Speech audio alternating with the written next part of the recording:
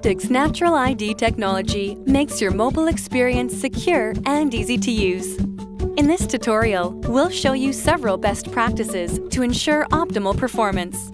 A good finger swipe is made up of 5 main components: finger placement, finger pressure, swipe speed, swipe angle, and moisture.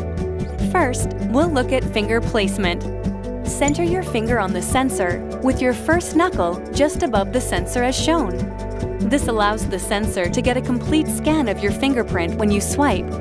Next, we'll look at finger pressure. Swipe your finger across the sensor with steady pressure. This enables that your fingertip will keep the same shape with minimal distortion. Swipe at a moderate and consistent swipe speed.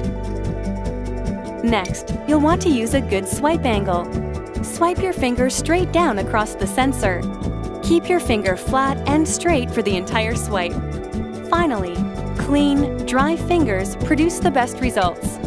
For more information and other helpful videos, visit synaptics.com/naturalid.